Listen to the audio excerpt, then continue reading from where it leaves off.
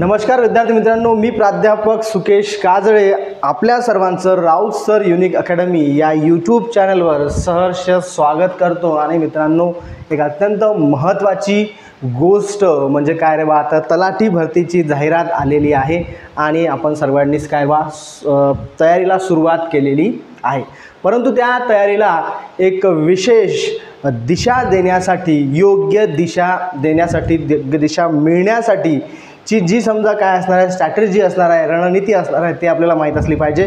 तर आज आपण इथे पाहणार आहोत की तलाठी भरतीमध्येच तर इंग्रजी व्याकरण या विषयामध्ये तर कोणते कोणते टॉपिकवरती समजा TCS पॅटर्नमध्ये जास्तीत जास्त भर देण्यात आलेला आहे, तर ते आपल्याला माहीत असले पाहिजे आणि त्या अनुषंगाने आपण आपल्या तयारीला योग्य दिशा द्यायला पाहिजे। आपला जो वेळ आहे तो त्या टॉपिकसाठी जास्त आपल्याला खर्च करता येईल किंवा त्या टॉपिकचा आपल्याला जास्तीत जास्त सराव करता येईल, त्यावरचे प्रश्न जे आहे ते जास्तीत जास्त सोडवता येईल। तर अशा स्वरूपाचं काय रे बा, तर मार्गदर्शन आज आपण इथे घेणार आहोतच। तर ठीक आहे बघा, तत्पूर्वी तुम्हाला एक गोष्ट करता येईल की काय, तर प्ले स्टोअरला जाऊन राऊत सर युनिक अकॅडमी या ॲपला काय करा, डाउनलोड करा आणि इथे तुम्हाला काय मिळेल बघा, तलाठीसाठीचा अत्यंत माफक दरामध्ये काय रे बा, तर ऑनलाईन आणि रेकॉर्डेड असा जो कोर्स आहे तो आपण इथे लॉन्च केलेला आहे की जेणेकरून तुमची जी समजा तयारी आहे त्या तयारीला योग्य दिशा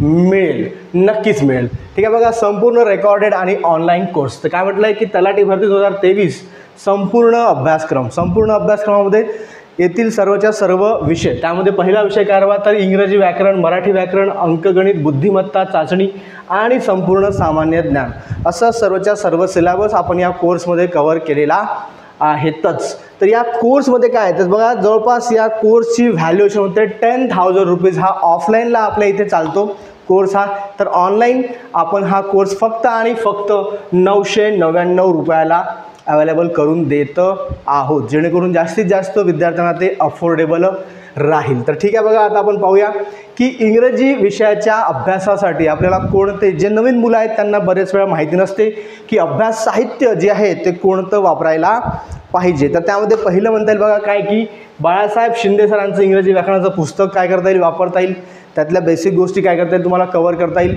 आणि त्यामध्ये समजा काय बा प्रश्नाचा सुद्धा सराव आहे तर ते सुद्धा प्रश्न सोडवता येतील। आणि आणखी एक पुस्तक आहे इंग्रजी व्याकरण MJ शेख सरांचं, या दोनपैकी कोणतंही एक पुस्तक तुम्हाला फॉलो करता येईल बघा अभ्यासासाठी। त्यानंतर काय म्हटलं बघा, सिलेबस जो आहे इंग्रजी विषयाचा, तर या सिलेबसमध्ये कोणते कोणते टॉपिक येतात, तर सगळ्यात पहिला आणि महत्त्वाचा टॉपिक म्हणजेच काय रे बा, तर म्हटलं आहे पार्ट्स ऑफ अ स्पीच, शब्दांच्या जाती।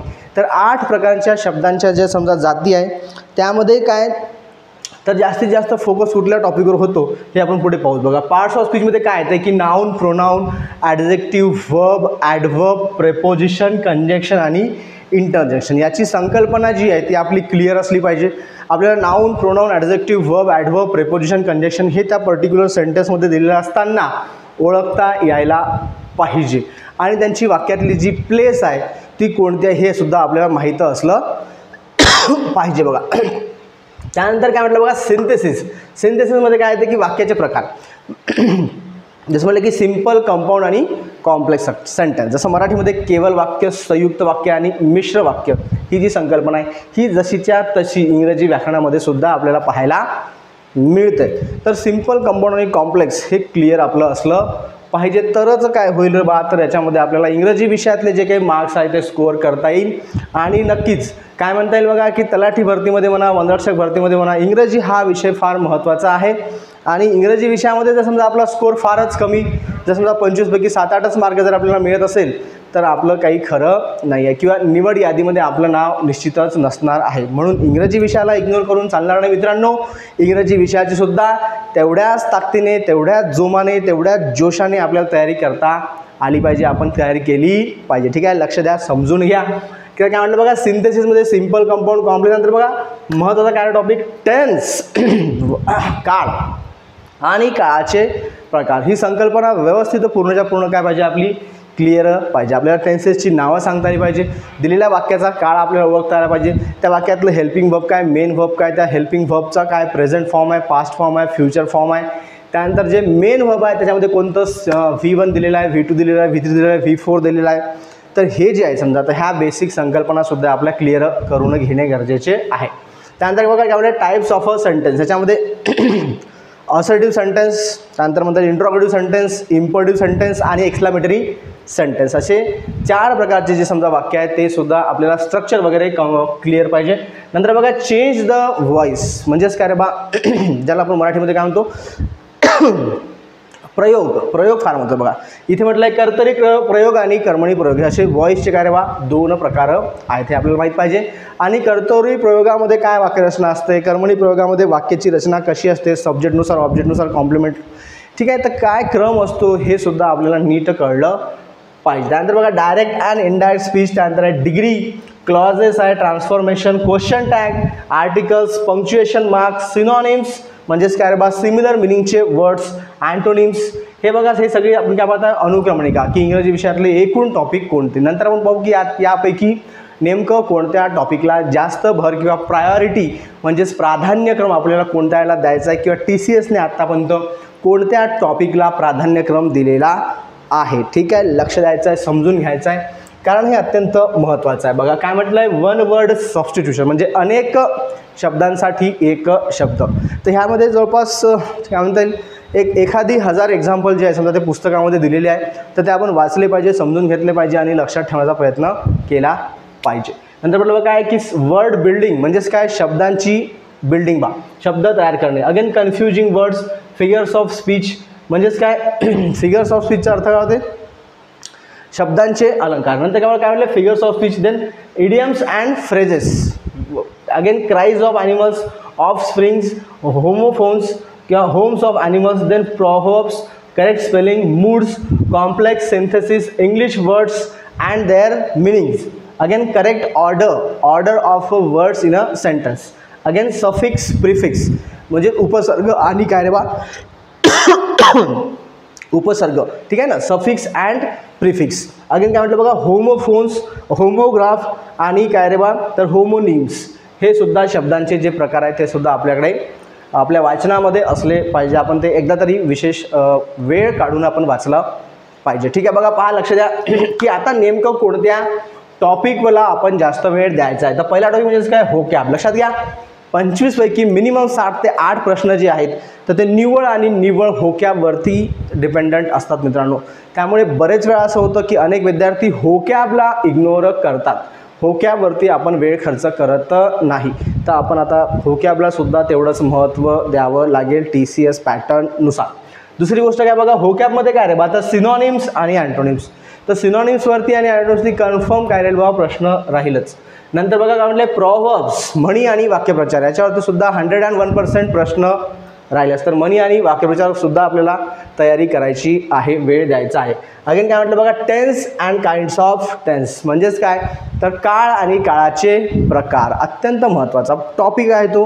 मराठी व्याकरणामध्ये सुद्धा आणि इंग्रजी व्याकरणामध्ये सुद्धा काळ आणि काळाचे प्रकार, tense and the types of a tense. ठीक आहे, तर हे सुद्धा टॉपिक आपले कव्हर होतील. अगेन काय म्हटलं बघा क्वेश्चन टॅग, ज्याला आपण पृच्छ प्रश्न असं म्हणतो, तर ह्याच्यावरती सुद्धा प्रश्न आपल्याला पाहायला मिळेल. तर ही अतिशय सोपी काय म्हणता येईल बघा कन्सेप्ट आहे क्वेश्चन टॅगची. अशा प्रकारचे जे समजा मार्क्स आहेत ते आपल्याला सहज मिळालेच पाहिजे, किंवा अशा प्रकारचे प्रश्न आपले चुकता कामा नाही, ज्याला म्हणतात सिली मिस्टेक करून आपण हे असे मार्क्स गमवायचे नाही आहे. ठीक आहे, तर पहा लक्ष द्या. So look at the boards my dear friends. Again the use of proper forms of verb. Proper forms म्हणजेच काय तर क्रियापदाच्या योग्य रूपाचा वाक्यामध्ये वापर करणे. क्रियापदाचे रूप म्हणजेच काय रे बा तर प्रेझेंट फॉर्म आहे, पास्ट फॉर्म आहे, पास्ट पार्टिसिपल आहे, अगेन प्रेझेंट पार्टिसिपल जे आपण V1 V2 V3 V4 म्हणतो, हे यांचे सुद्धा काय रे बा वाक्यात नेमका कुठे केव्हा कसा वापरायचा असतो ही जी कन्सेप्ट आहे ही व्यवस्थित क्लिअर करून घ्यावी लागणार आहे. अगेन म्हटलं बघा स्पेलिंग्स, तर करेक्ट स्पेलिंग्सवरती काय होईल बघा एक तरी प्रश्न हमखास येईल. Again sentence structure, sentence structure म्हणजेच काय तर वाक्याची रचना काय असते की पहिले सब्जेक्ट आहे, मग helping verb, main verb, object आणि कॉम्प्लिमेंट, किंवा होऊ शकते वाक्याची सुरुवात कशाने झाली कॉम्प्लिमेंटने, तर कॉम्प्लिमेंट मग सब्जेक्ट मग हेल्पिंग व्हर्ब किंवा modal verb, then main verb, then object and then complement. तर ही जी वाक्यरचना आहे ऑसरेटिव्ह सेंटेन्समध्ये काय असते वाक्यरचना, इंट्रॉगेटिव्ह सेंटेन्समध्ये काय असते वाक्यरचना, इम्परेटिव्ह सेंटेन्सची वाक्यरचना काय असते, एक्सक्लेमेटरी सेंटेन्सची वाक्यरचना काय असते, हे आपल्याला समजून घ्यावं लागेलच. Compulsory my dear friends, it is must to for you that to clear all the concepts of the every topic as per the requirement of your exam. So look at the board, then there is a one word substitution, याच्यावरती विशेष लक्ष द्यावं लागेल. then the spot the error, तर एररवरचे question तुम्ही याच्या आधी कधी पाहिले असतील, नसेल पाहिले तर तुम्हाला पाहावं लागेल. हा स्पॉट द एरर जे आहे की वाक्यामध्ये कुठे काय रे बा एखादी गोष्ट एरर झालेली आहे, म्हणजेच काय की कुठे चुकीचं हेल्पिंग वर्ब वापरला आहे किंवा चुकीचा मेन वर्बचा फॉर्म वापरला आहे किंवा चुकीचं काय वापरलं आहे, प्रेपोजिशनमध्ये एरर आहे किंवा सब्जेक्टमध्ये, ऑब्जेक्टमध्ये, कॉम्प्लिमेंटमध्ये नेमकं कोणत्या पार्टमध्ये एरर करून ठेवला आहे, ते दिलेल्या 4 ऑप्शनपैकी आपल्याला निवडता आलं पाहिजे. तर अशा प्रकारच्या प्रश्न सोडवण्याचा सराव करावा लागेलच, कंपल्सरी आहे. इंग्रजी विषयाला इग्नोर करून चालणारं नाही. तर अनेक लोक आहे की ते इंग्रजी विषयाला इग्नोर करतात आणि मग त्यांचं कुठेच नाव दिसत नाही निवड यादीमध्ये. So we must have to pay the importance for the preparation of the English subject. Okay, then there is a comprehension. कॉम्प्रिहेन्शनचा अर्थ होतं बघा आकलन, की अगेन ते काय म्हटलं बघा पॅसेज, की पॅसेज दिला आहे त्या पॅसेजवरून काय प्रश्न आपल्याला सोडवता आले पाहिजे, म्हणजेच तो पॅसेज आपल्याला कळला पाहिजे. ठीक आहे, कळला तर आपण काय दिलेल्या प्रश्नांची उत्तर आपण काय करता शोधता येईल. तर अशा प्रकारे आपण पाहिलेत की कोणत्या कोणत्या टॉपिकवरती आपल्याला जास्त वेळ खर्च करायचा आहे किंवा जास्तीत जास्त प्रश्नांचा सराव करायचा आहे. तर ठीक आहे मित्रांनो, अशा प्रकारे तुम्हाला मी इतर सर्व गोष्टींची माहिती दिलेली आहे.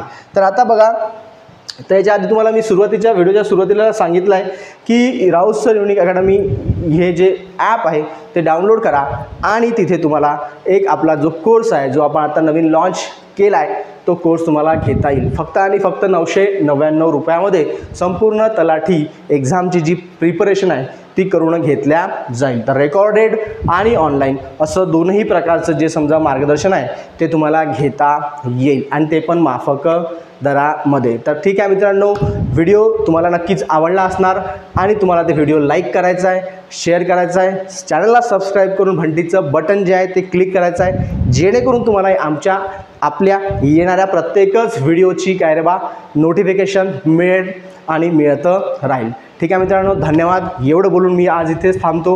पुन्हा भेटूया आपल्या नवीन टॉपिकसह. तोपर्यंत तुम्हा सर्वांना तुमच्या सर्व परीक्षांच्या तयारीला खूप साऱ्या शुभेच्छा. धन्यवाद.